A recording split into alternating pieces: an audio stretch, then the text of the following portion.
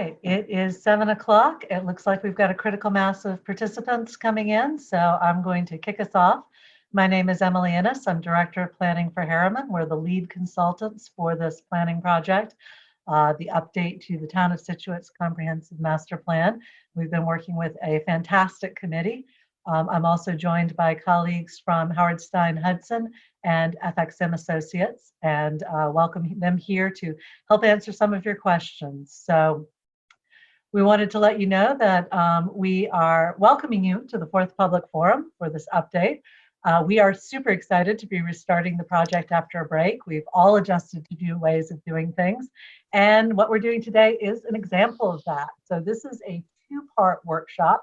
Normally we would be meeting in a room and sharing pieces of paper and looking at maps, but today we're doing 2 things. We're doing an online webinar, and then there'll be a corresponding online workshop. So when you leave this webinar today, if you have more that you want to say about what you heard or things that you think we should know, you'll be able to jump over to csituate2040.com, and I'll give that to you in a minute, and give us some more information.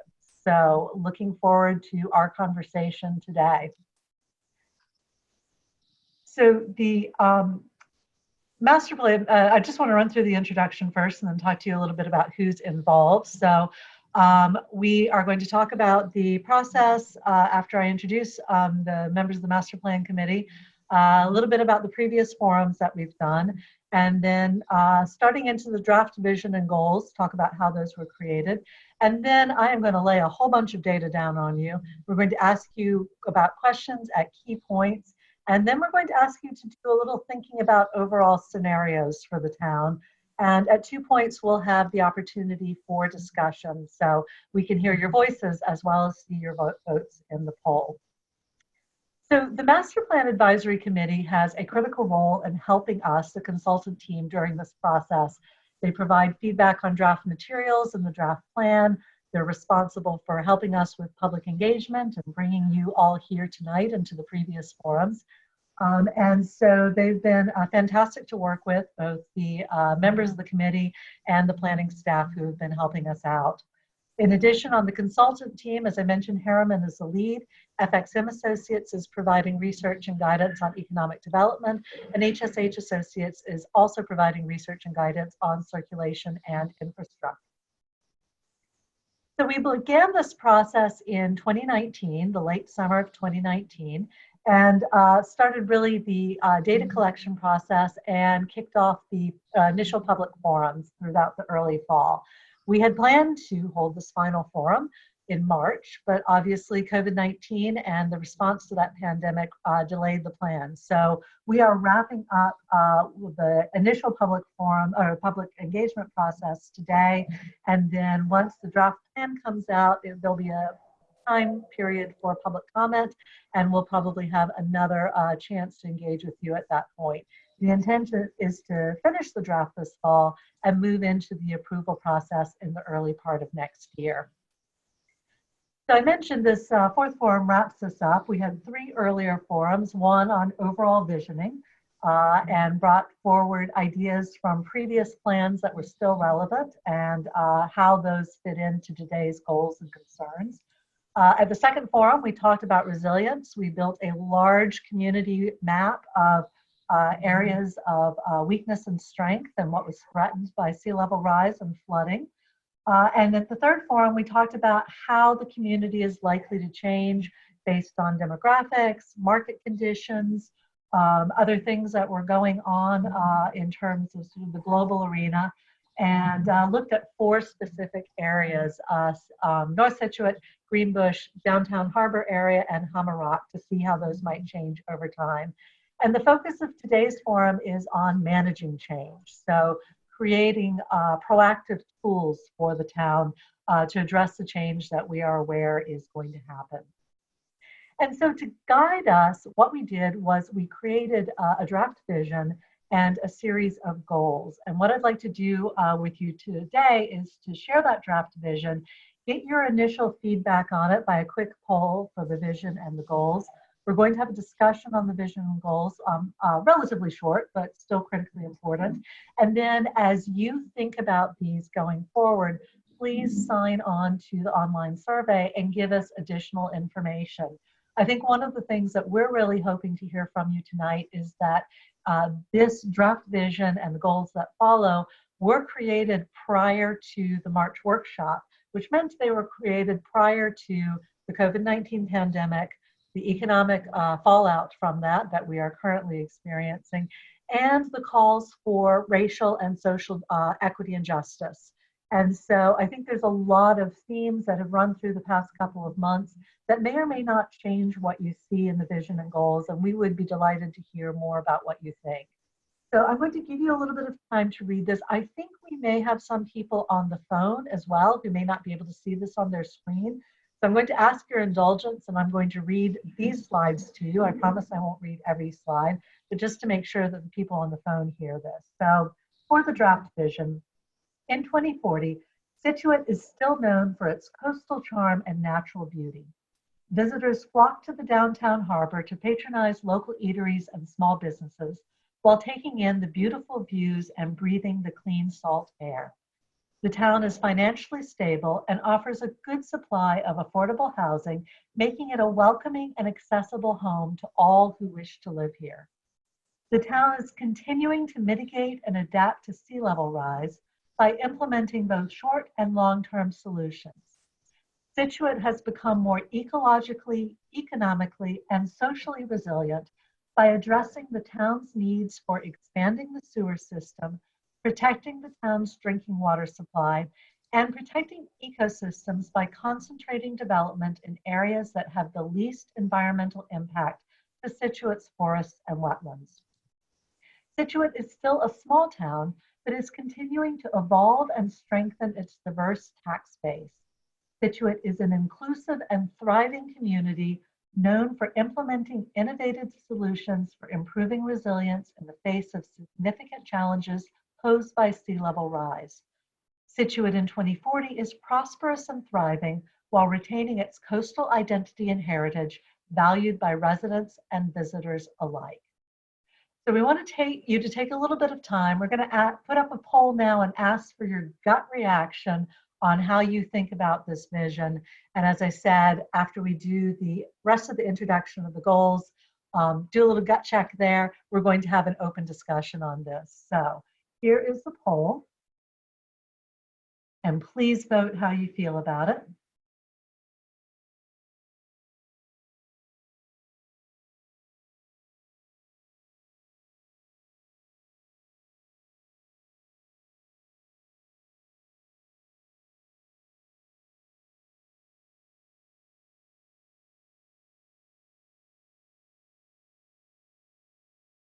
And while I'm silent, I'm just watching the numbers to make sure we know where people are in terms of voting. Hey, Emily. Yeah. This is Ben Bornstein. I think now would be a good time to just check that everyone is can hear okay, and that we're not having any technical issues, because I heard from at least one person that their volume might be kind of low, and then another person that they weren't able to sign into the meeting. So okay. Sign into the meeting. I'm not sure how we do that. There's one person saying they can hear okay. So to anybody who's having problems hearing, please note in the Q&A. And I think there is one person who has raised their hand to speak. Philip, if you can, or Jess, actually, if you can, I should add while we're voting here that I am also joined by my 3 team members, Jess, Camilo, and Philip, who are managing the back. So I've heard 2 that the sound's okay. And I think you can go ahead and ask your question. Where is the poll that we're supposed to be taking? it should appear on your screen. No, it's not here. At least I don't have it. Okay. We've had 36 respondents. If anybody else has had a problem with not receiving the poll, if you can put that in the Q&A. And some of you may be on one screen instead of 2 screens, so that might be an issue as well. Check the bottom. We've also got a note from Julie Hayes saying if you turn on chat, we can help troubleshoot remotely. And I do live trainings via Zoom for a living. So Philip, if you can turn on chat to allow Julie, thank you, Julie, very much. That's really kind of you.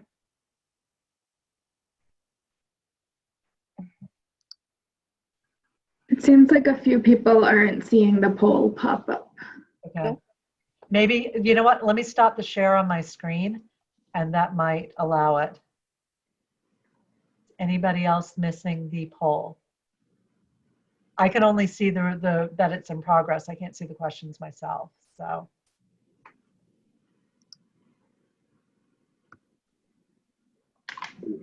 38 out of 48. So okay. Yep. I have 2 not receiving. 1, it's a pop-up. Oh, that's a good reminder. So one person said that there was a pop-up window. If you don't allow pop-up windows, that might be a problem. I should also say that all of these polls are the exact same questions are online. So if you continue to have trouble, you can also give us the exact same information online.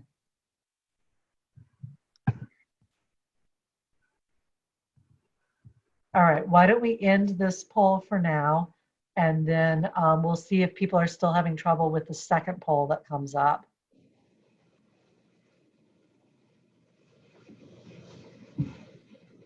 Okay, so of the people who are able to respond, you should be able to see the results on your screen. And what we have, just in case anybody can't see them, is we have a strongly agree of 18%, 7 people, 18%, agree of 22 people, 56%, neutral 7 people, 18%, disagree 2 people, 5%, and strongly disagree 1 person, 3%. So when we go to the next question, we'll be able to see if people are still having trouble with the poll. And I should say that we understand that this is not a scientific survey. It is a method of us being able to take the temperature of the people who are in the room. So I am going to go back to sharing my screen. Just one moment.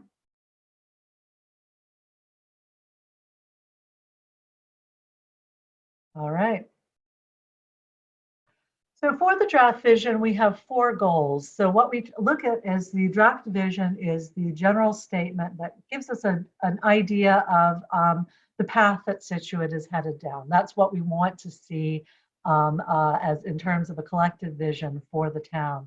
The goals set sort of high-level targets. These are the things that we want to start breaking down into categories. How are we actually going to implement the vision? So you'll see today the vision and goals. What we take from the information that you give us today will start helping us define the actions and the policies that will help implement the vision. And that's the thing that goes into the draft plan that we'll be talking about with the Master Plan Advisory Committee, and then talking about with the public at the open house later this fall and during the public comment period. So the goals are to improve Scituate's ecologic, economic, and social resiliency, address the challenges presented by the town's physical, environmental, and infrastructural constraints, retain Scituate's coastal identity while managing both projected and unforeseen changes in the community, and improve Scituate's accessibility to all demographics. And so we've expanded on these with statements that explain the goals. And again, you'll see them here and you'll see them on the online survey when you take it. For goal 1, improve Scituate's ecologic, economic, and social resiliency, it is approach all aspects of planning and development in Scituate through the lens of resiliency so that the town is prepared to mitigate or adapt to chronic stresses such as sea level rise and acute shocks such as a major flood. Scituate is a town feeling the impacts of climate change heavier than most, and these impacts will only worsen. For Scituate, resiliency must go beyond environmental considerations to holistically address what resilience means to all aspects of life in this coastal community. While it remains vitally important to protect Scituate's forests and wetlands, the town must also protect its financial health and social fabric in order to truly prepare for the many ways in which the Scituate community will continue to feel the burden of climate change. So if we can launch the poll, we'll test and see if people are still having problems. And if you do, please let us know in the Q&A.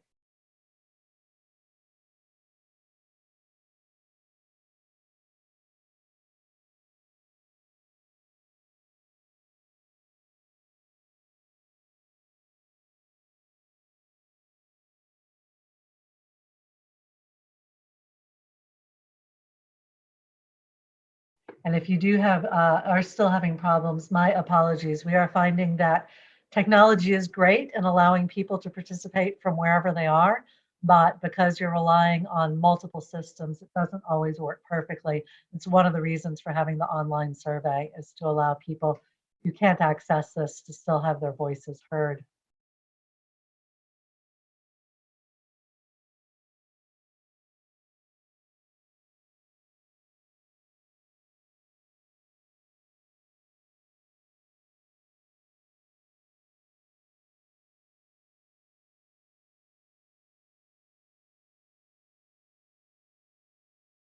All right, and it looks like we have about the same number as last time voting. So 82% of attendees, which is about 84% now. So we'll give maybe 2 more seconds and then you can close the poll. So again, just in case people can't see it, for goal 1, we have 13 people or 31% strongly agreeing, 21 people or 50% agree, 5 people or 12% neutral, 3 people or 7% disagree, and nobody strongly disagreeing. So I think one of the advantages of the online format for the survey is that you will be able to tell us why you agree or don't disagree, or if there's particular elements that you agree with or particular elements that you disagree with. So, you know, we look forward to hearing some of that tonight and then seeing the results. So I will stop that and then move on to goal 2. So goal 2, address the challenges presented by the town's physical, environmental, and infrastructural constraints. And the explanatory text is Scituate has limited opportunity for growth. 50% of Scituate is forest cover, a tremendous asset, especially in the face of climate change. It is more important than ever to avoid deforestation and wetland degradation in promoting new development. This includes avoiding development within wetland migration zones where the wetlands are projected to move as the coastline retreats. Outside of the forests and wetlands, many of the parcels are already developed and well established. Additionally, the town's limited sewer capacity and drinking water supply create infrastructural constraints on growth. The town will need to be targeted and innovative in promoting viable, sustainable growth. So if we can launch the poll, please.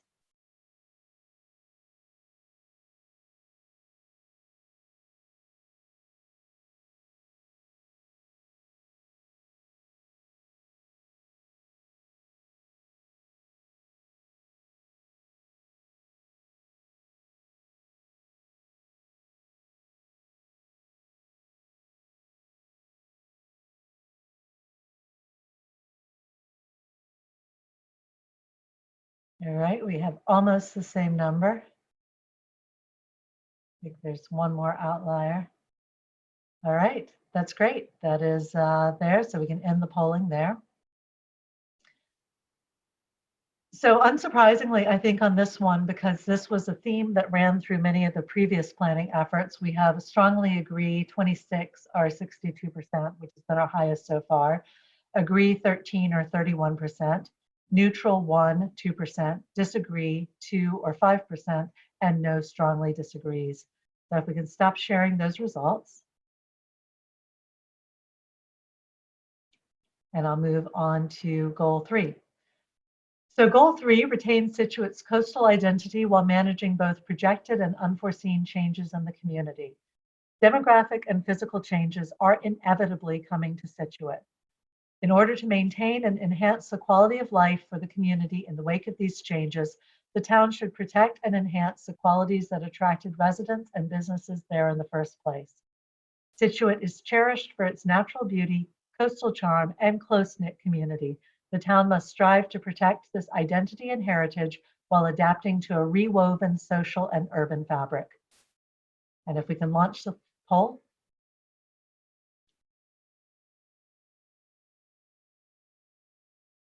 And so while people are answering, I will note that a lot of this came out of our very first meeting where we had, for those of you who attended, we had group fill in the blanks.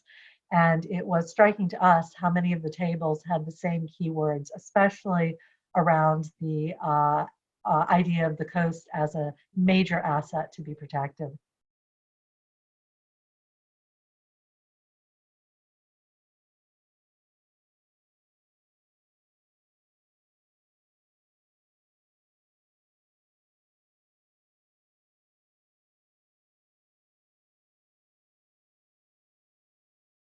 Fantastic. And it looks like a few more people have joined us, so welcome to all of you. I think we can close this poll.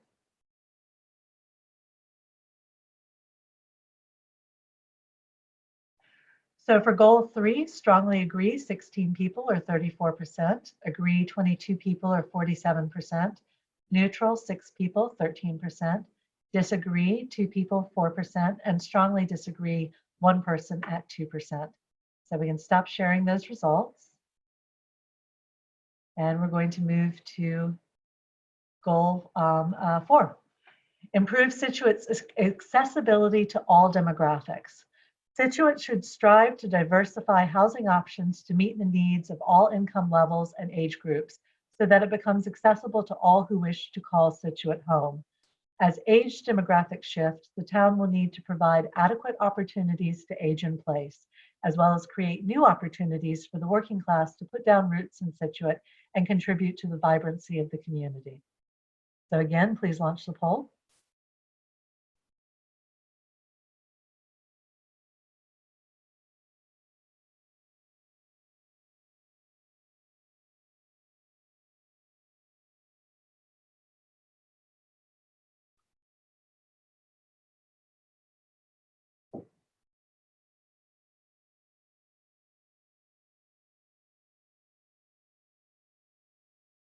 All right. Looks about that we've had most of the people voting who are going to vote. Wait, one more, I think, just peek through.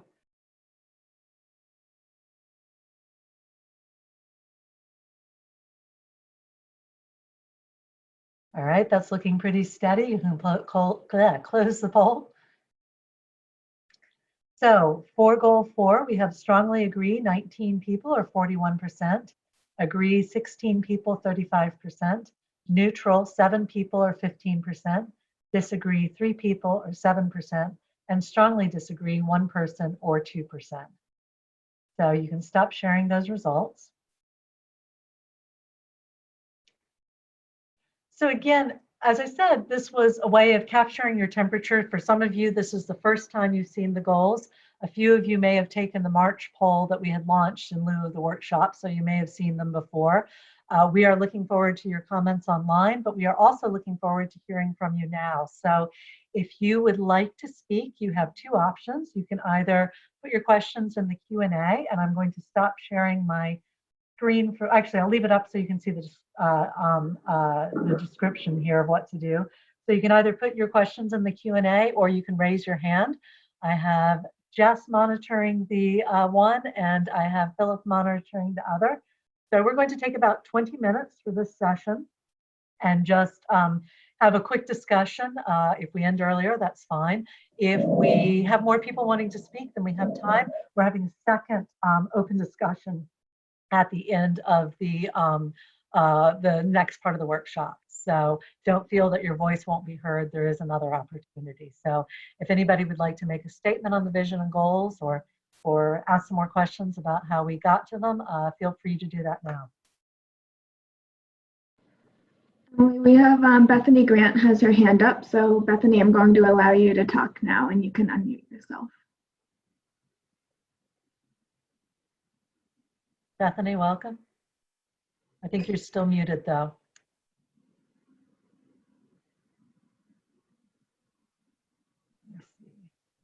Sorry, I didn't mean to raise my hand. Okay. No worries. Well, welcome anyway.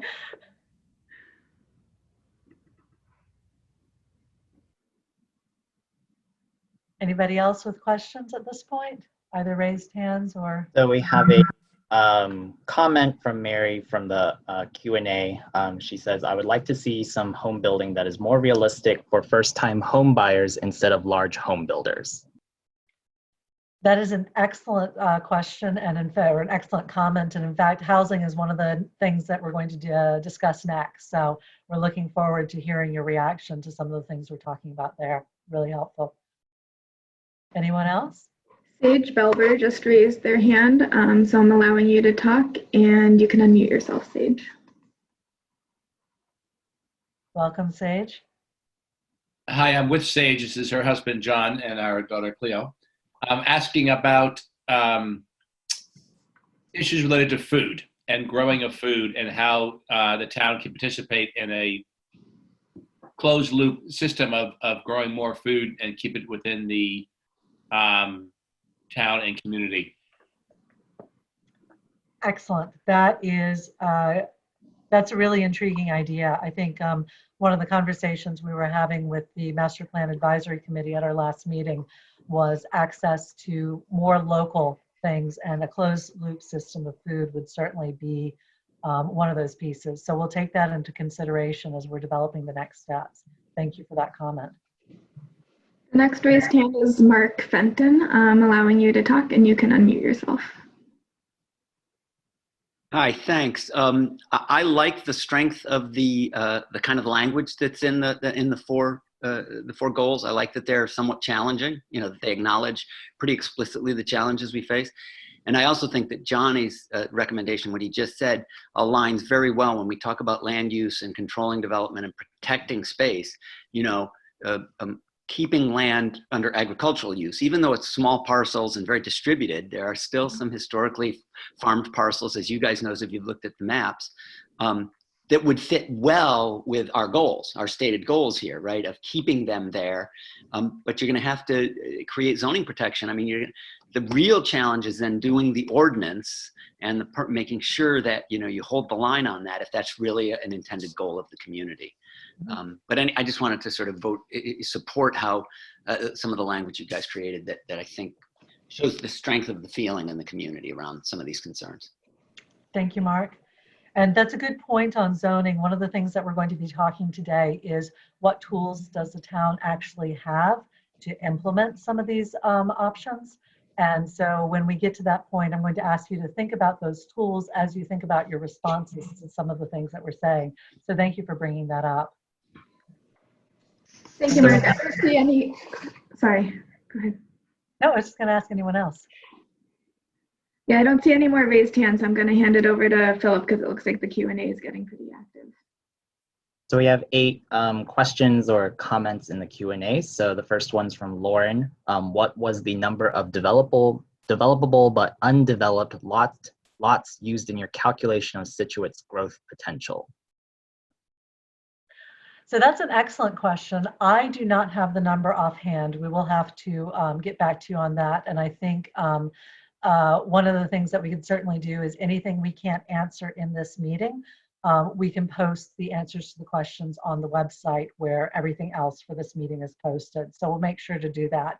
When we looked at the calculation, so this was for our 3rd community meeting where we were looking at the 4 specific village areas. We actually did an analysis of the remaining developable land. It wasn't very much. And as I said, I'm sorry, I don't have the precise number on me, but we basically looked at everything that had already been developed and the various restrictions due to zoning, where wetlands might migrate, what areas of land were either protected open space or being used for things like recreation, and then did an overlay map and then flipped that to say, okay, if that's all the stuff that's been developed, what could still be developed? Now that is of land that has not yet been developed. We have not done an analysis of land that is underdeveloped. And that could be an interesting question for us to explore further. So, but thank you for that question. We'll follow up with the posting on the website with the exact number of acres. Other questions? Next question is from Stephanie. What are the next steps after the vision is finalized? Excellent question, Stephanie. So we are going to talk to you today about some of the choices that this community will need to be making. And once we have the data from this conversation and also from the online survey, we are in parallel preparing the actual draft plan, and we'll be using this information to help us create the draft implementation plan that suggests the policies, and actions that the town could undertake to implement the vision. So that's why confirming the vision with you tonight and through the online survey is going to help us refine that vision and make sure that our implementation plan, our draft implementation plan, is coordinated with that. The next question or comment from George is we should specifically identify seawalls as an infrastructure needed to protect the large tax base along the ocean. Absolutely, seawalls are part of the next stage of tonight's conversation, so I'm glad you brought that up. Next question is from James. In draft goal 1, what does the term holistically address what resiliency mean?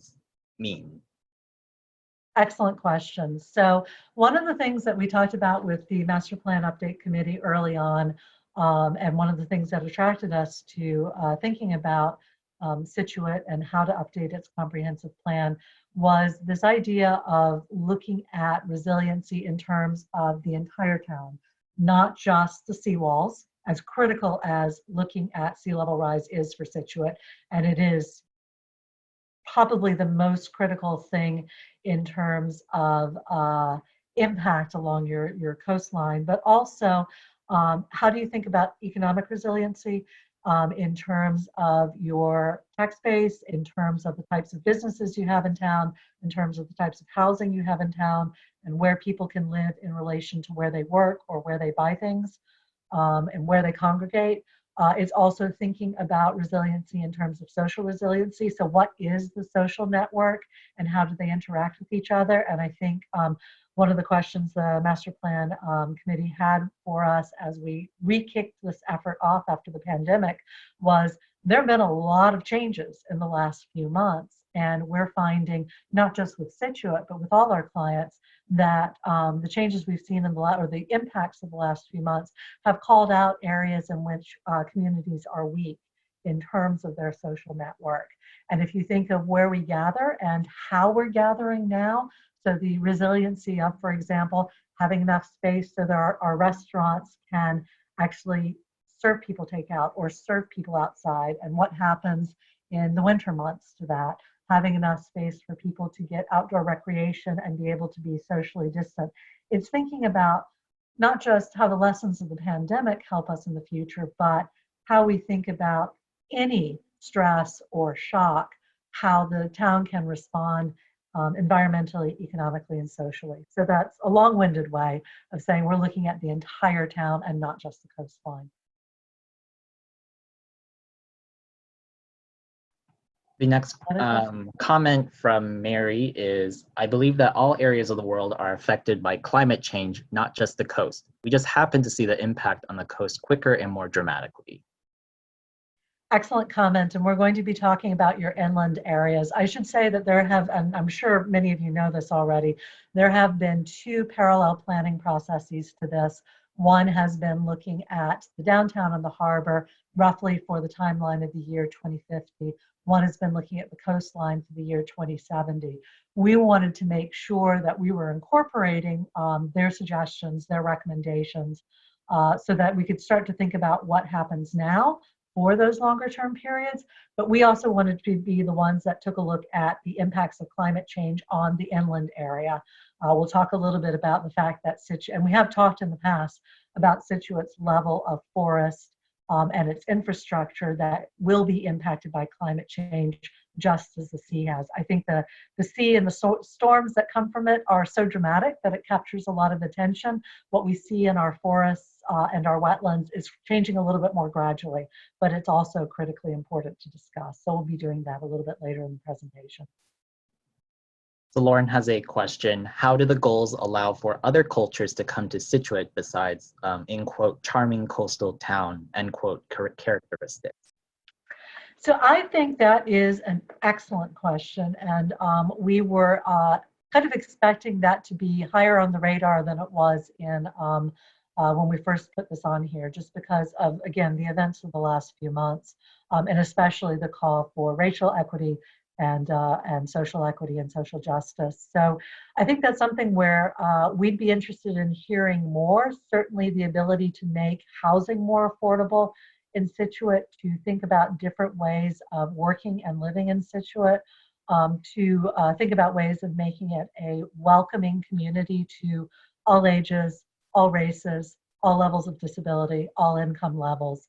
We hope that we are certainly thinking about it and how we write it into our recommendations, but we hope when you go online to the webinar that you, or even in continued comments in this presentation, that you continue to challenge us on making sure that that's included. So, but we will certainly be looking at that and looking at opportunities to do that. With that, So Phyllis, yep, go ahead. Maybe 2 more questions and then we move on to the next section. And then we can start with anybody who wasn't included. We can start with them in the next discussion period. So the next comment is from Christian. I am not sure how to unmute on Zoom, so I'll comment here. I feel as if goal number 1 overly focuses on climate change, whereas there are many issues that are unrelated to climate change, such as sewers, water supply, transportation, keeping the economy local, and the fishing fleet. Regarding the coast being an asset to the town, I am disappointed that the fishing fleet is not mentioned. Okay. Thank you. We will take that into account. The master plan committee has been very vocal on the fact that the fishing fleet needs to be considered. We were looking at the goals that's sort of a little bit more high level and global, and then the actions and the policies would step down from that. But we can certainly look at rewording the goals to take that into account. So thank you for bringing that up. And Philip, I think 1 more and then we'll move on. So. Yes, and I just wanted to mention if you would like to speak kind of live with your own voice, please raise your hand and then one of us will unmute you. That's why you might not be able to see the kind of direct unmute button. So if you're still having issues with that, hope you can still, of course, submit questions through the Q&A. So the next question is from Kenneth.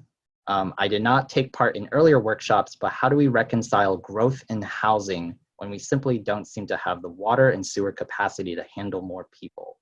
What are the solutions that were discussed at earlier meetings to address adding stress to the water infrastructure? Excellent question and brilliant segue onto the next stage, because that's what we're going to be asking you now. So with that, let's move on to the next stage. Kenneth, I hope we answer your question on that. And if we don't, feel free to come back to us in the second discussion period. So, and again, Philip, just note anybody that we haven't responded to already, and we'll start with them at the beginning. So just again, to reiterate, if you want to provide more information, please go to Scituate2040.com, take the questionnaire. We've got open-ended questions in there, so it's not just a matter of answering multiple choice. You'll be able to give us as much information as you like, and we welcome it all. So, and I'll have the website again at the end of the presentation. So before we start talking about what Scituate should do, let's talk about what Scituate is able to do. So the town has certain tools that it can use to implement change or manage change. And while the town can certainly partner with other actors, whether it's the state or the federal governments in terms of getting grants or other resources, obviously it can partner with businesses and it can partner with institutions, local nonprofits, individuals. The volunteer force is huge in any town, but there's certain things that the town itself has as tools. One of them is changing zoning. And so zoning will alter over time land use and development patterns. So the questions about what do we do about housing or economic development, zoning will have an impact on that, and it can limit development in some areas, it can encourage development in other areas, and zoning has an impact on the municipal tax base by either allowing more intensive development or changing the patterns of development or prohibiting development. So just keep that in mind as you think about the overall tools. The town can also invest, so primarily in public infrastructure. And so those tend to be capital costs. It can choose to replace something. It can choose to repair something. It can choose to maintain something, which may delve into operating costs. But its choice to invest or disinvest in certain areas is a way of addressing some of the things that we're going to be talking about. And finally, it can change policies and then tends to have an impact on operating costs. So it can direct municipal departments to take certain actions. It can add or reduce staffing levels depending on the policies or the priorities. And it can require that staff report at different levels on different things to measure progress. So if the goal, for example, just to take the housing goal, because that will be next, if the goal is more affordable housing, it can ask staff to report on the creation of housing units to measure whether or not it's making progress in that area. So what we're going to do is give you a high-level view of some of the topics that we've discovered are require decisions. And we're going to show you some data about that, identify some of the decisions. We're going to ask you the same sort of multiple choice questions to, again, just get the temperature in the room. And then at the end of that, we're going to ask you to evaluate 3 scenarios based on the different topics that we've discussed. And I'll explain each of those as we go through. Again, we'll just take quick temperature tests, and then at the end, we're going to open it back up to discussion and see what you think of what you've heard. All of these questions, the exact same information and questions are online. So, but there's also the option to add more information, which sadly we can't do here. So with housing, we're going to start discussing affordable housing. So you being the town has also been working on a housing production plan during this period, and with Karen Sonneborg, who is a consultant who does that work. And she's provided much of the data. We also got some from the MAPC study of the downtown and some from Frank Mahady, who's been working with us. So you have a small growth in dwelling units. Dwelling units could be single family, multifamily. It's just the number, the unit that is used for dwelling, whether it's a family or an individual or whatever. You've had an increase of 35 units from 2018 to 2020. And from 2020 to 2030, you're estimated to increase by about 159 units based on projections. Now, I know that there are some in the works that are coming in for permitting, so that may shift it a little bit. In terms of affordability, one measure is the state mandate of 10%. Many communities use that as a goal because it is for state subsidized housing inventory units. So it's a very specific goal of 10%. It doesn't address units that may be affordable because of price, but are not on the subsidized housing inventory. And right now, you currently have 357 dwelling units that meet that out of about almost 5% of your year-round dwelling units. You are required to have 716 units to make that 10% affordability. So you have a deficit of 359 units. If you assume all new units created between now and 2030 are year-round, you would have a required subsidized housing inventory of 732 units, less your existing units. You would then still require 375 dwelling units on the subsidized housing inventory list to meet your goals. Now, what that means, the key point, and it's in orange there, is you're not creating enough housing to meet your goals for affordable housing. And so that's something that you need to consider as we go through the rest of this and look at all the other pressures of economic development, infrastructure, what that means, understanding that you're not creating enough housing to keep up with that state mandate. And so your question becomes, is that a mandate you want to meet? If so, are you increasing housing stock in order to meet that? Are you converting existing housing stock in order to meet that? And so these are some of the choices that you want to think about. You also want to think about that there's a variation in population estimates. MAPC estimated an increase in population by 2040, and the Donahue Institute, which are the numbers that we were using at the University of Massachusetts, projects a decrease. And so when we talk about the scenarios at the end, we're also going to be talking about scenario planning. So one mention of change on housing is the sewer expansion. So, right, can you increase housing if you don't have the infrastructure to allow for that increase. So this, and we're going to talk about sewer in a little bit more detail further on, but this shows you where sewer is likely to, where the phasing of sewer is, and assuming that all sewer expansions are completed by 2030. So you see the existing sewer and you see the lighter colors of the different potential expansion areas. The majority of the town still won't be served by sewer. And so that does two things. It limits expansion for housing in terms of specific areas. It limits the density, but it also means that if people are relying on septic, businesses are relying on septic, that opens other issues in terms of resiliency. So keep that in mind. The other thing we wanted to talk about is what type of housing, and I think we had a question about that a little bit earlier. So the numbers on the left are your zoning districts and the density allowable per zoning district. We translated into number of dwelling units per acre to make it easier to see the comparison. And you can see that R1, R2, and R3 are all single family homes, although you do have a residential cluster district. Then you've got multifamily options in RM and GB and what those mean. And then Scituate is actually, I'm delighted to see that is progressive by allowing accessory dwelling units. It has a special permit for that in certain areas. So accessory dwelling units are one way of getting sort of small A affordable units in there. It also allows people, maybe older people, to stay in their homes because they can get rental income. So this is a great way of thinking about it. We're showing you some other options for types of housing that could happen. And I think to the point of level of density, where we've heard concern, the idea of creating village scale mixed use or village scale multifamily rentals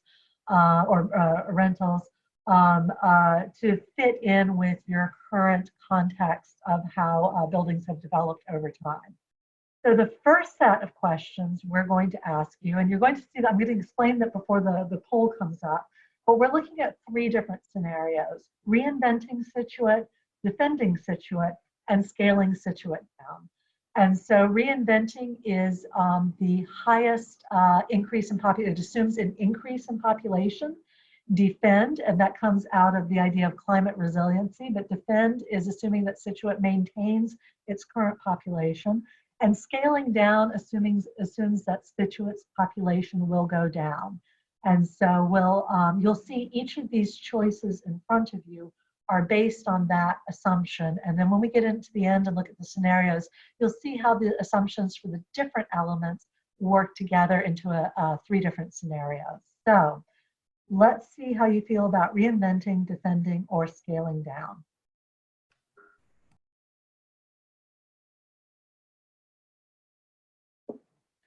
I will also say, as you answer this question, we're not going to hold you to it. If you go online and change your answer, that's just fine. So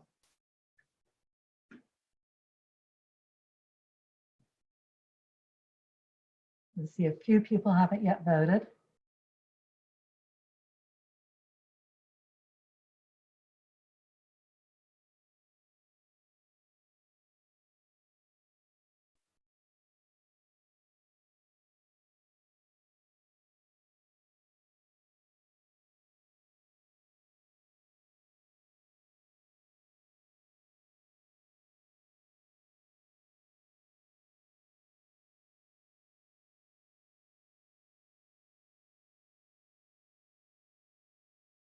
All right, that is looking pretty steady. So you can close the poll now.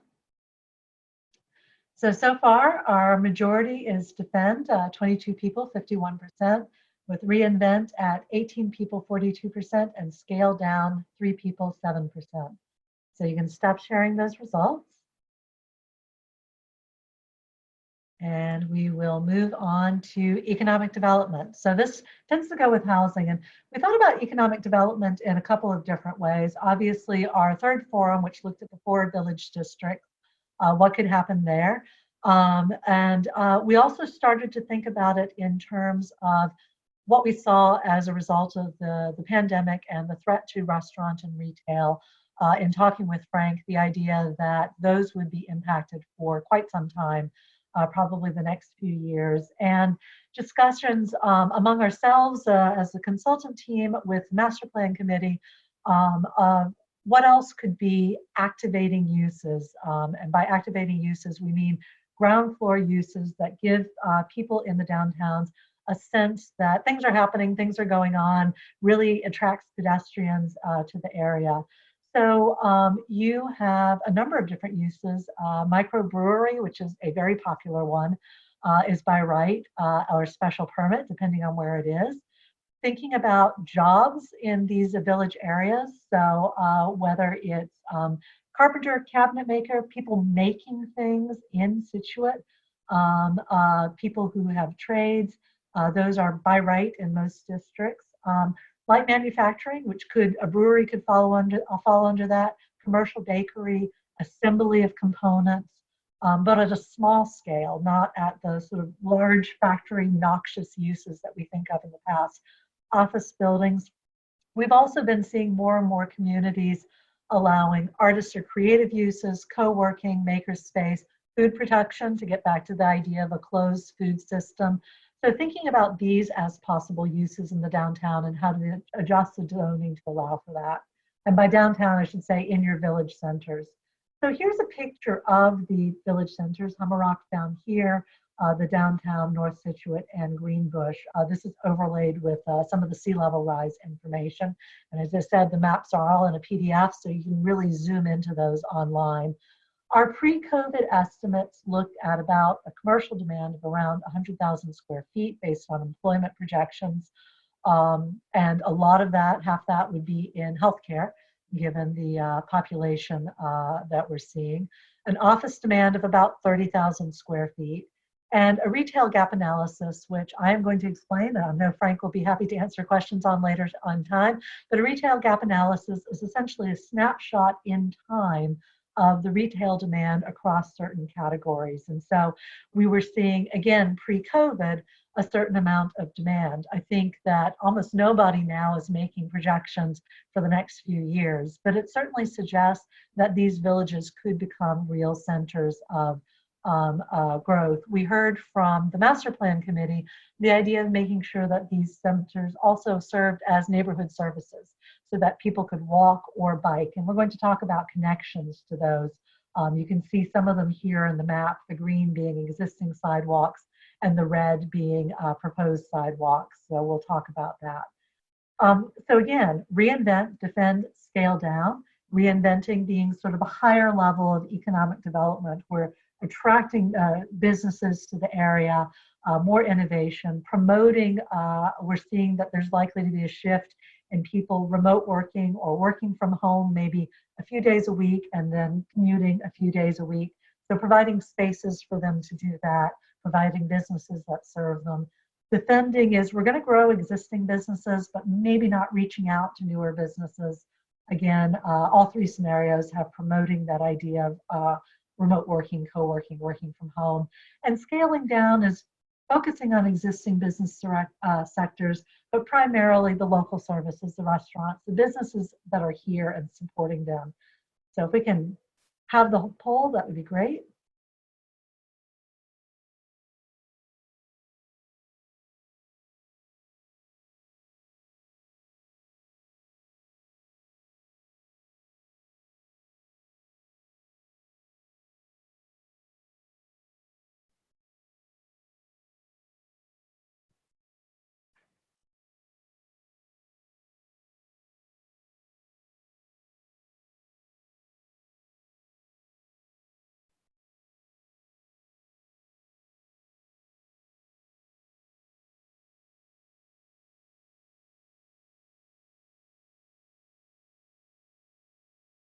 All right, we are looking fairly steady. So I think you can go ahead and close the poll.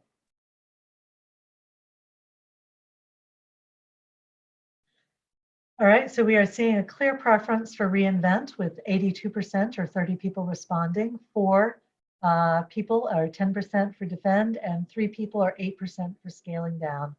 So we can stop sharing those results. So now we're going to jump to a combination of topics that work well together. We're going to talk about open space and recreation. We're going to talk about natural resources, and then we'll do a quick poll, and then we'll talk about cultural and historic resources, and we're going to end with infrastructure and circulation. So in terms of open space and recreation, you have a lot of open space. A lot of it in particular is owned publicly and has public access to it. How accessible the public accessible land is, I think, is an open question. You've got 2.5 miles of designated trails and 21 square miles of shoreline, and a lot of this land is owned under municipal ownership. And that brings up a few questions.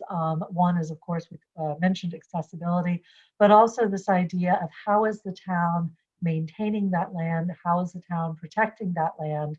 What is that land being used for? And so when you look at the map, you can see the legend of how this is broken up.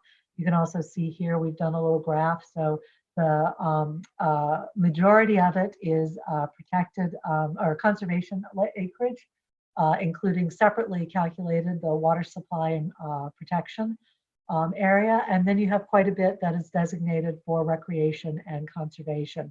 And the good news is a lot of it is protected in perpetuity, which is great because there are many towns who have a lot of open space and it isn't protected. So that's fantastic to know. In terms of, I'll just jump back here for a second. In terms of that maintenance and in terms of climate change, one of the things to think about is the impact of that. We're going to talk about that a little bit more when we get to natural resources. Connectivity, I mentioned for economic development. So this is the map to sort of pay attention to. So based on Mass DOT data, the green lines are your existing sidewalks. The red lines are proposed sidewalks under a complete street program that you guys are all working on. And that is for both pedestrian and bicycle access. And I think what's interesting about this as you look at the map is how much, especially on west of 3A, but also other parts of the town, how much of that town, this town is not connected via sidewalks. So people are sharing the roads with pedestrians, vehicles, and cars. And so thinking about that in terms of how people access different things, how they access the open space and recreation, how they access goods and services, how they access jobs is really important. And we'll talk about that a little bit more when we talk about circulation. In terms of natural resources, this is a biomap tool, a map from the state GIS, and it calls out your different resources. You see some icons there. In terms of climate change, what we're seeing is, what we will be seeing, we're already starting to see, is increased heat days, so that we will have more cooling days than heating days as we progress into the latter part of the century. We are seeing increased precipitation. It's pouring rain outside right now. I don't know if it is in Scituate at the moment. And the problem with the increased precipitation is it's not just number of days, but it's the intensity. So the pattern of drought and precipitation is shifting. So we're getting longer periods of drought. We have certainly seen that this summer. I know you all have experienced that where you are, and we've experienced it up here. We have seen a change in the amount of rain we get at any one time. So water storage becomes an issue, water runoff becomes an issue, and because water runoff is an issue, the level of water quality for surface waters is a problem. So all of these things are connected. I think the other thing with forests is the periods of drought are more likely to lead to periods of wildfire, and the change in the number of heating days is going to be a change in your actual flora and fauna. Your tree species are likely to change, the underspecies are going to change, and that's going to have an impact on the animals, birds, etc. Your wetlands, Jess actually did some research on wetland migration, try and understand how wetlands are likely to move over time with this cycle of drought and precipitation. So with all of that, we wanted to show you some of the options. We'll be talking about this in terms of sea level rise again. So you see some of the cliff erosion, the flood barriers, the idea that infrastructure could be a hard edge, a built infrastructure of flood barriers, or it could be a soft edge whether it's a living shoreline or the idea of improving marshes as flood storage. Thinking about how the town manages the forest or the ecosystems. Is it proactive, intensive management, or is it just let happen what's going to happen? And then to an earlier point about farms or agriculture is, can farmland be used for multiple purposes? Can it be used to farm, but also to generate energy? And in fact, they're finding that solar fields like this one shown here is also habitat. It's just a different form of habitat for the species that live there. So with that, we're going to ask you about reinventing, defending, or scaling down in terms of the environment and open space, whether it's aggressive land management, moderate land management, or low maintenance.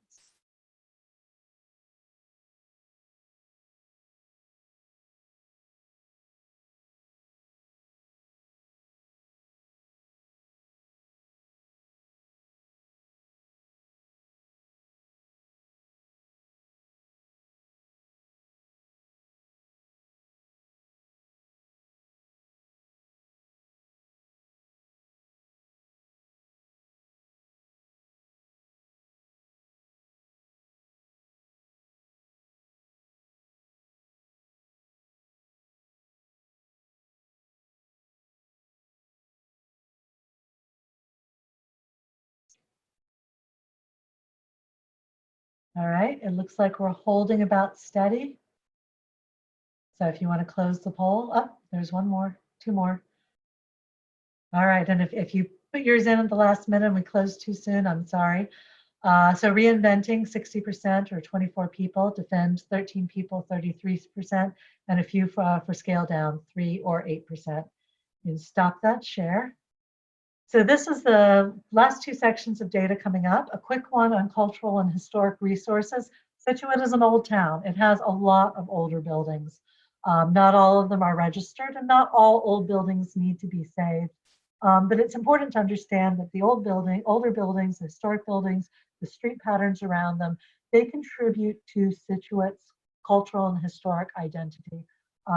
They also contribute to your own experience of place as you move through your daily routine. So it's the visual, the physical quality of the area is understood by how it has been built up over time. And what you see here are your historic districts in terms of the shaded areas. Your little red dots are the points of historic buildings and the sea level rise over them. And in many cases, the historic buildings were built on higher ground. A lot of the flooded areas are areas that were filled in from earlier coastline. But there are some historic buildings that are under threat from flooding, not just from sea level rise, but from inland flooding as well. And so what we're asking you to look at is reinventing by moving some of these buildings, probably not all of them, given the number of them, defending by raising on stilts, or scaling down in terms of putting in more temporary measures to protect the buildings. And you can start, I'm sorry, you can start the poll now.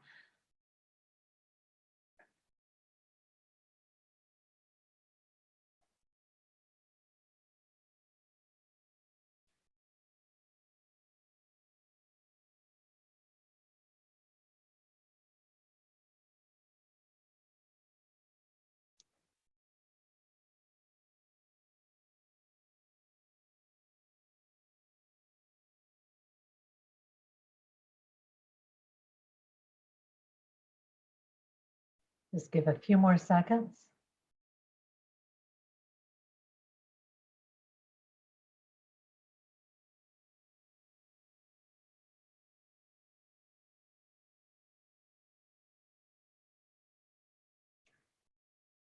All right, that's looking pretty set. One more, maybe 2 more seconds.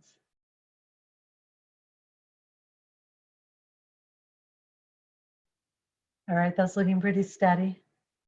So reinvent, 15 or 39%, defend in this case, 16 or 42%, and scale down 7 or 18%. All right, you can stop sharing those results and we will move on to services and facilities. So the town owns a lot of buildings, and I won't go through them all here. You can see how they're placed on the map. I think the key piece we want to call out here is the town has already invested in facilities upgrades, the community campus project, floodproofing Hummerock Fire Station. The key thing to understand is that 30 pieces of critical infrastructure, most but not all of them are waterfront, are at risk of flooding during a Category 1 hurricane with 2038 sea level rise projections. And that's from one of our colleagues in one of the other planning processes. So it's important to understand as we think about the other choices that we're making on this, how the town addresses the vulnerability of these buildings. And in many cases, they're addressed the exact same way as we showed for the historic buildings. So that idea of moving them, protecting them either by a permanent protection such as elevating or by temporary barriers. So sadly, we couldn't find a better, more lower scale picture than that for the barriers we wanted to show. So in addition to service and facilities, let's start talking about infrastructure. And so what you see here is the water infrastructure of surface water, the protection district, and the zone 2 groundwater to give you an idea of where your water is coming from. And then your water treatment plant, which is over in here. You also have a number of wells. Whatever happens, your water treatment plant is going to need to be replaced. So as you think about these 3 scenarios of reinvent, defend, or scale down, understand that your water treatment plant is aging. We have a couple of cost estimates for you here to think about. But just note that going forward that is just simply a requirement. I understand, and Paul may be able to fill us in a little bit more depending on your questions, but I understand that you have enough capacity at the moment, but the treatment plant is in need of repair. In terms of sewer, we already mentioned the sewer expansion. There's 2 points to the sewer. One is in order to increase the amount of housing, in order to increase economic development, and particularly in North Scituate, you would need to do some sewer expansion. There's no way that you can put in as many housing units as we were potentially talking for just to catch you up to the affordable housing without the sewer expansion. And you have various areas where that's planned for. And again, the phase 5 is necessary to attract new businesses to North Scituate. The other key part to the sewer is that your wastewater treatment plant is in a 1% flood zone. And so you're going to have to, as a community, think about how you address that, whether it's through regionalization, whether it's through some sort of defense mechanism, either temporary or permanent, whether it's through relocation. That's going to be part of your community conversation. And then finally, in circulation, we talked a little bit about the sidewalks. What we've got here on North Scituate and Greenbush are what we call the walk radii. So a quarter mile, which is a typical one, about 5 minutes or so, 5 to 10 minutes, a half mile, a little bit longer, 10 to 15 minutes, depending on your speed of walking. And this sort of says how these 2 areas could serve as real resources for the neighborhoods in terms of goods, services, entertainment, jobs in some cases. You also need to think about the fact that some of your roads are at risk of flooding due to rising sea levels. So in addition to investing in connectivity in terms of pedestrian or bicycle, the complete streets, you also want to think about where you're going to need to mitigate that risk of flooding. Are you elevating roads? Are you abandoning roads? Are you raising something on either side to protect them? And then finally, one of the things that we brought up in our consultant team was talking about regional transportation. So right now, of course, you have the trains that take you all the way into Boston with stops and communities along the way. You have the Gatra Sloop Run, which takes you to many local destinations. But there's also the idea of, could you increase economic development? Could you increase resources for the community by looking at a regional transportation system? And what does that mean at various levels? And so we wanted to bring that forward for your consideration as well. So as you think about infrastructure, thinking about reinventing, defending, and scaling down, reinventing is obviously putting the most money into infrastructure. It's continuing that Complete Streets program, thinking about the regional transit system with neighboring communities, expanding both your water and your sewer capacity. Again, replacing the water treatment plant is a given for all three scenarios. Expanding some sewer, but thinking more about environmental protection than maybe economic development. Maybe the regional transit system is smaller, but still present. Maybe you're not doing as many complete streets as you were originally considering. And then scaling down is really not investing as much into the infrastructure. So start the poll, please, and let's see what you think. So reinvent, highest at 20 people or 50%, but a close second actually, defend 17 or 43%, and scale down 3 people or 8%. So if you want to stop the share results. So what we're going to do now is we're going to move into actually, we're going to do sea level rise first very quickly, and then move into the individual scenarios. We didn't talk a lot about sea level rise because we know it's been an ongoing discussion from the other planning efforts, but we did just want to test with this group of people and on our survey what you think based on what you've heard for the rest of the of town and what's going on. So if you can just put up the poll for this, Philip. All right, that looks about right. You can close the poll. So we have reinvent 25 or 61%, defend 6 or 15%, and scale down 10 or 24%. So you can stop sharing those results. So now we're going to take each future in turn. You looked at the individual elements, you voted on the individual elements. Let's have a look at what they look like when you put them all together. And so I'm going to describe each of the scenarios to you, and then we'll vote on them individually, which ones you prefer. So reinvent, this scenario assumes that the town of Scituate will make significant investments in infrastructure to protect the harbor, expand the sewer system, and expand complete streets to provide connectivity among housing, commercial areas, and open space and recreation. The town will also actively manage its forests against wildfire. While the town can apply for some grants and loans, it would also need to support increased capital and operating costs by increasing development opportunities, primarily around North Scituate and Greenbush. This town will seek out new business types for these areas. The two villages will also have mixed use and rental apartments scaled appropriately to the context of the villages. Neighborhoods may have smaller houses on smaller lots and more accessory dwelling units. Under this scenario, Scituate will meet the minimum 10% affordability requirements set by the state. Scituate will partner with other towns to create an effective regional transportation network. So if you want to start the poll on that. In this scenario, development in neighborhoods will be allowed, but may come with restrictions that protect wetland and forest migration. Development in flood zones will be strongly discouraged. The villages will still have rental housing and a mix of uses, but on a smaller scale.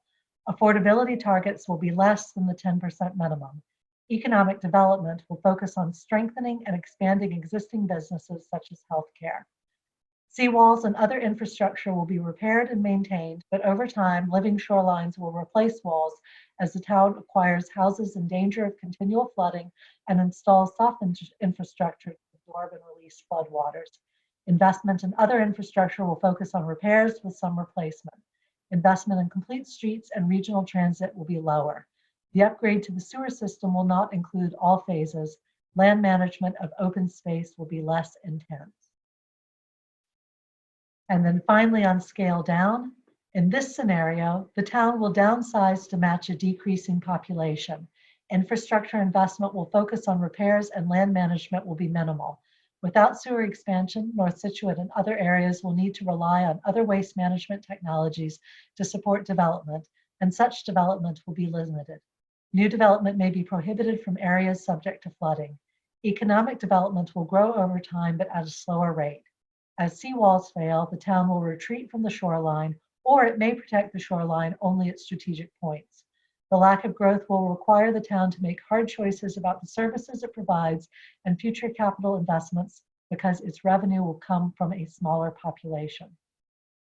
All right, now you may all vote. And again, I promise you, we're not holding you to this individually, you are free to go online and change your mind and give us more information. All right, it looks like we are steady, so go ahead and close that.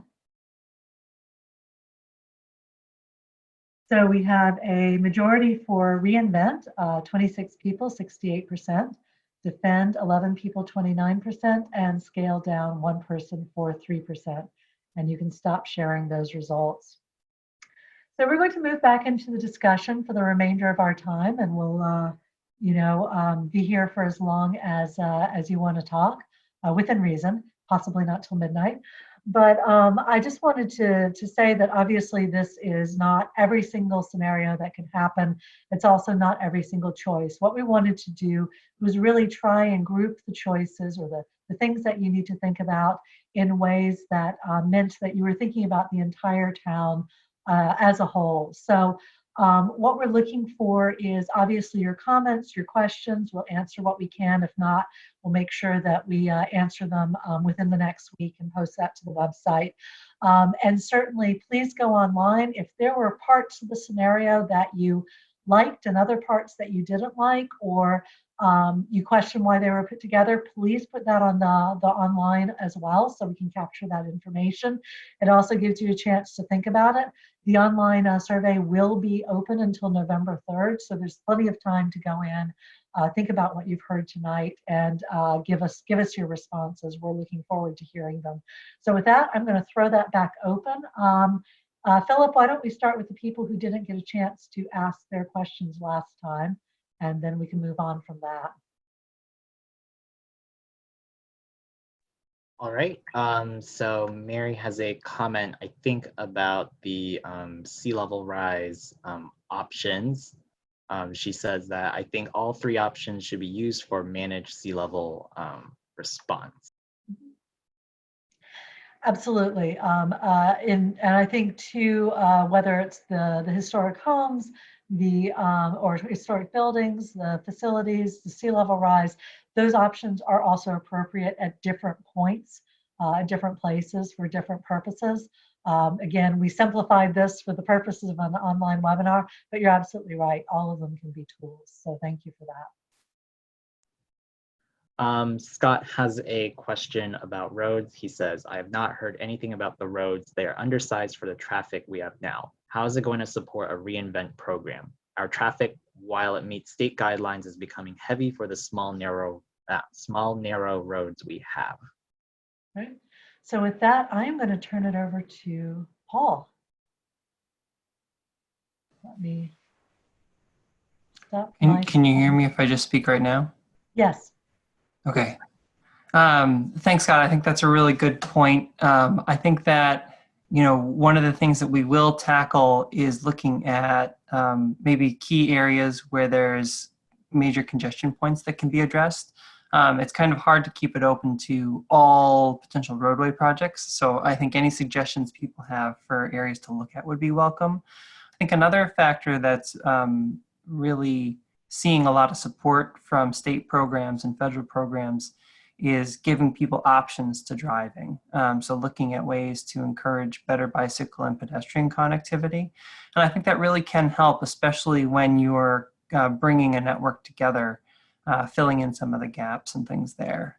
So it'll definitely be part of the recommendations and discussion. Thank you, Paul. And I should say Paul is one of our colleagues from Howard Stein Hudson. So he and his colleagues have been extremely helpful in the preparation of this plan. So our next question from Lauren is, do you have a capital investment estimate for the reinvent scenario? Good question, Lauren. No, we don't. And we've been trying to, so one of the things we talked about with the master plan committee is, in some ways, this is a plan of plans, because this town has been doing so much planning recently. And so we are trying to pull wherever possible numbers from the previous planning efforts and match them up. But we recognize that some of these things we're not going to be able to have estimates for. So where we can have those numbers, we will, but it probably won't be at an entire scenario level.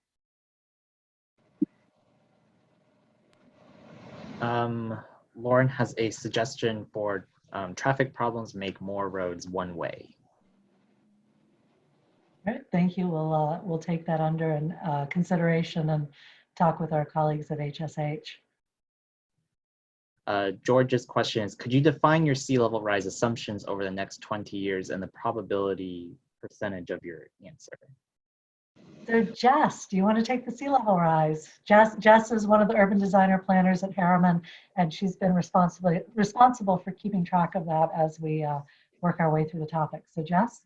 Sure thing. I also want to just point out that we've been responding to Q&A to some of the more technical questions, Camilo, Philip, and I. So to see the full question and response, you can click on the Answered tab in the question and answer pop-out window.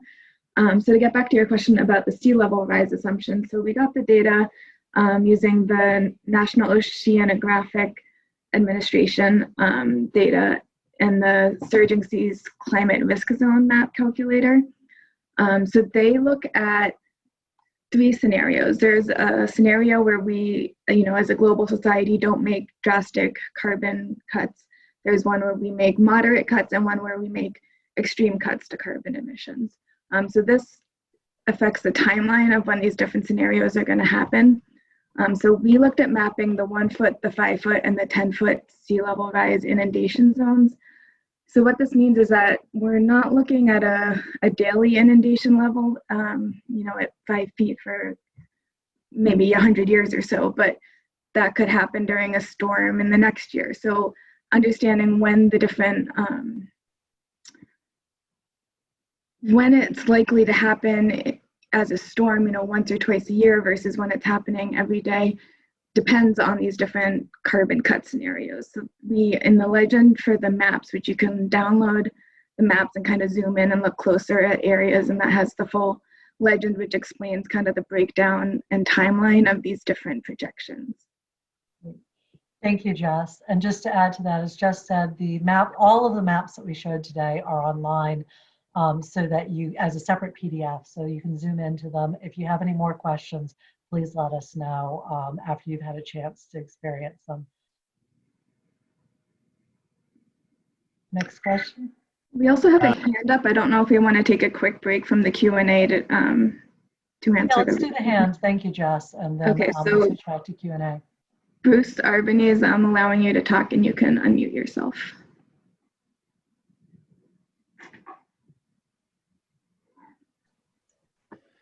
Okay, I have a process question. There's been a lot of discussion about mixed use in both Greenbush and North Scituate. I was wondering when the proprietors or the owners of those different businesses are going to be brought into this process. Are they participating at all in these planning sessions? So this is right now, this is a very general conversation of what could happen. This isn't it's a good question. This isn't a development plan where we would be looking for specific strategies for specific parcels. So we certainly welcome their input into the master plan, but this is a comprehensive plan looks at the entire town at, say, the 50,000 foot level, maybe down to the 10,000 foot level, rather than this being a strategic plan with specific recommendations for specific parcels. So we haven't had that level of conversations with business owners.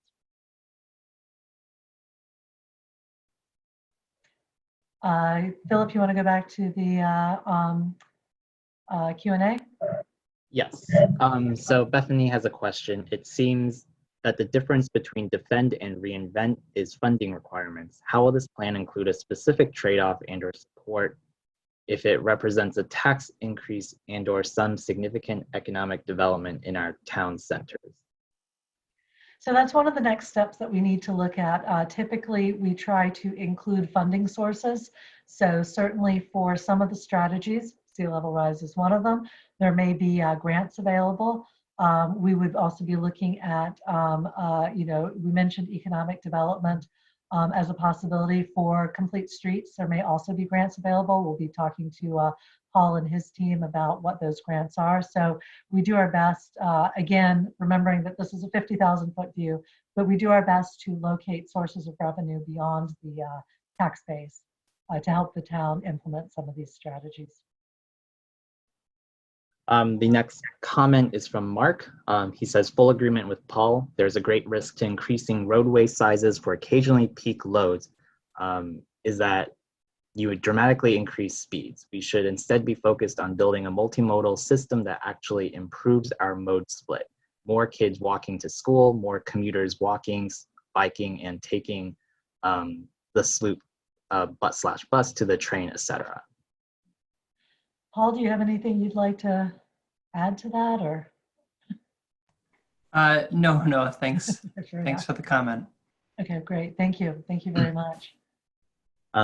So the next comment / questions from Kenneth. So he says, going back to water and sewer, it seems backwards to talk about building additional housing before increasing the ability to supply water to those houses and new residents. Look at the reservoir. That is going to be the reality every year going forward.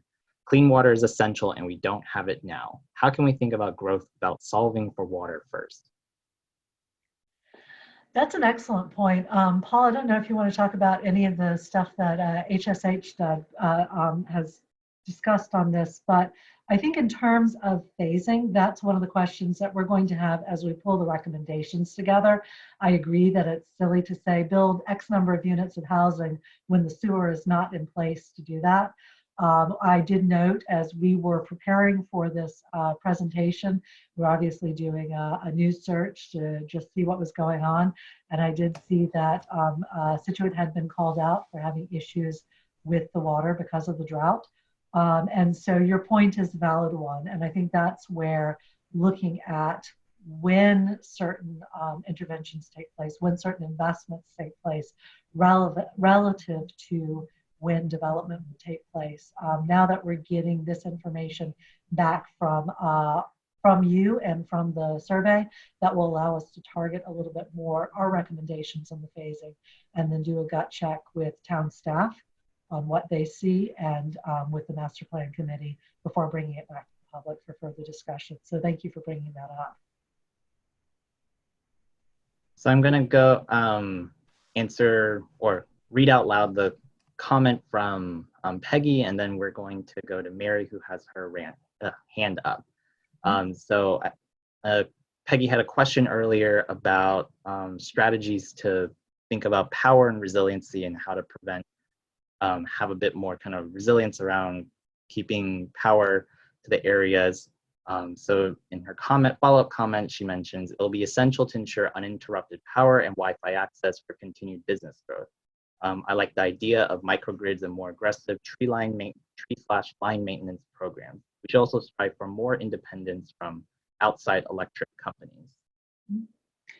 I'm glad you mentioned microgrid in that statement. I was just thinking it as you were bringing it up.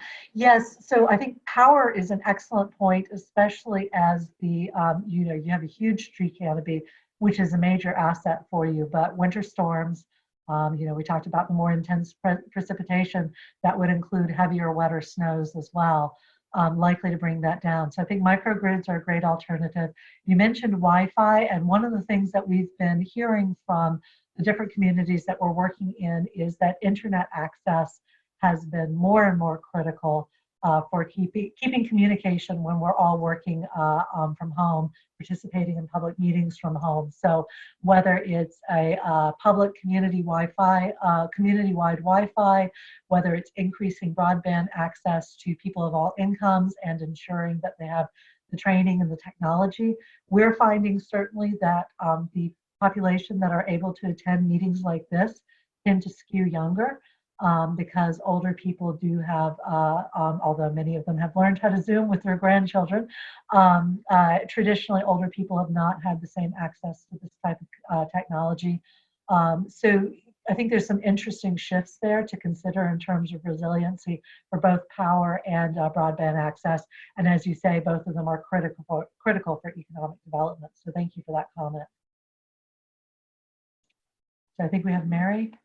Yes, so Mary, you can now unmute. So one of the things I want to say about sewer in particular is I'd like to make sure that the town, in looking forward, watches what the contracts are. We built that sewer system And then we ended up having the state come in with a building moratorium and shut down any building options for the town because the sewage treatment plant was built subpar. It's been a fraught sewage treatment plant from the get-go, and now hearing that it needs to be completely upgraded is a little bit frustrating to me, having watched the process of the building of it, the breaking down of it, the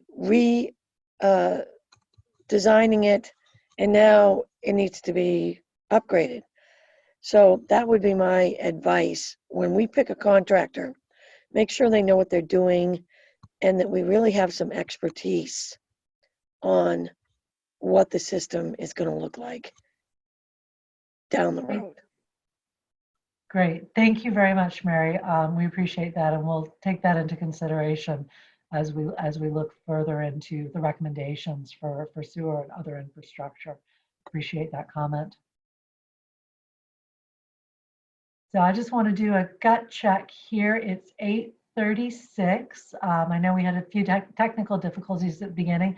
Philip, how many more comments do we have? I want to make sure that we address them all.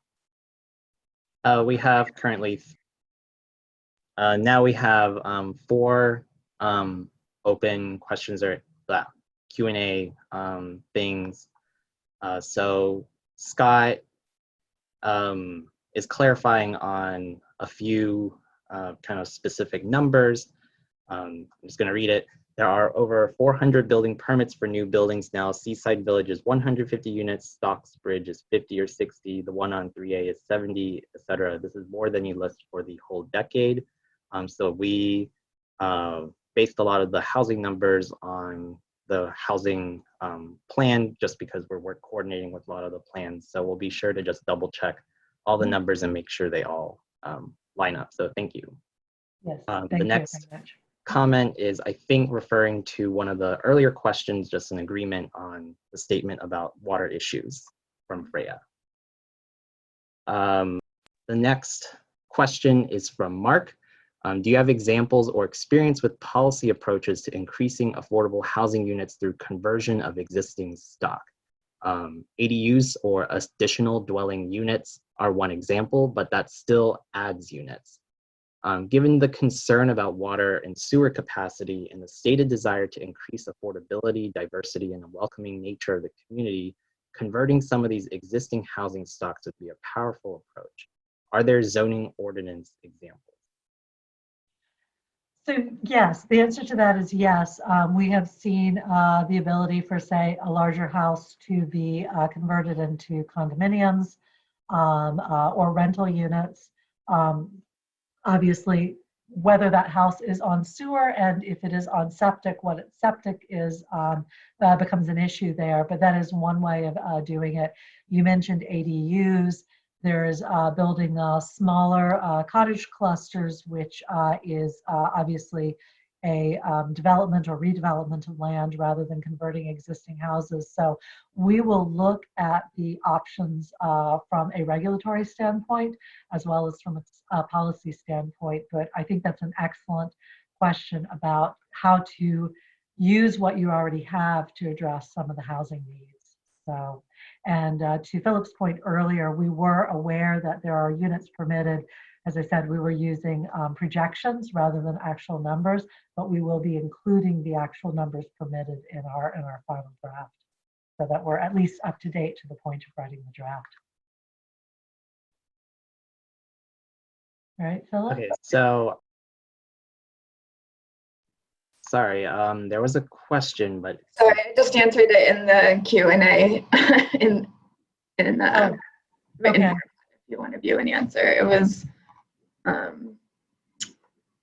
sorry, I just lost it, but it was asking if we have reviewed the past plans and how we can ensure that this plan isn't just another plan that sits on the shelf and doesn't get implemented. So yes, we have reviewed all the past plans extensively and their previous recommendations. We've tried to bring forward the recommendations that we felt are still relevant today, and we hope that by writing an extensive implementation plan that includes responsible parties and a timeline for accountability, that we will provide the town a clear path forward to actually implementing the recommendations in this plan. That's absolutely right. And frequently we recommend a master plan implementation committee be formed to help monitor the progress of the master plan. We've seen that done in other communities, and it's extremely helpful in making sure that there's accountability in the implementation.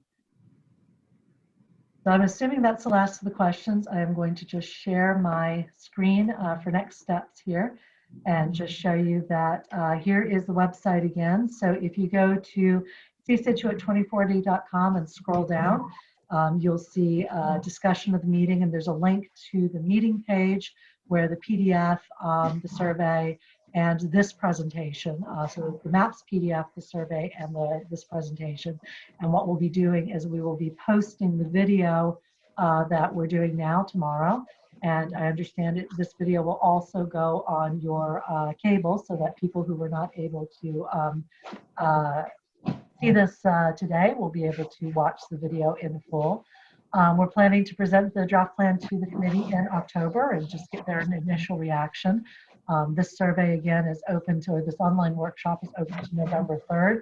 So those will run in parallel. After we've heard back from the committee and reviewed all the results from the workshop, we'll be doing our first revision, hoping to publish this for public comment sometime in November, and then do the second revision and begin the approval process. I said December, but it may slip into January based on conversations we've had with the committee. So that's where we are. I want to thank all of you for joining us tonight and asking your questions, giving us some more to think about.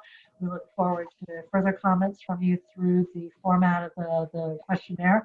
I should say that there is an option if you sat through all of this and you don't want to sit through the videos again, you can just let us know and in the survey, and you can just go to a separate thing where you can just add all of your information. So you don't have to go through all of these same questions again, unless you want to, of course. And I think, Philip, we had one final person raise their hand. Mark? Yes, so Mark has his hand up, and I think that, never mind, it went back down. Okay, fair enough. So in that case, Mark, I see your comment about a detailed implementation plan. So thank you for that, and certainly we'll be looking for that. Again, thank you all very much. Have a wonderful evening, and we look forward to your comments.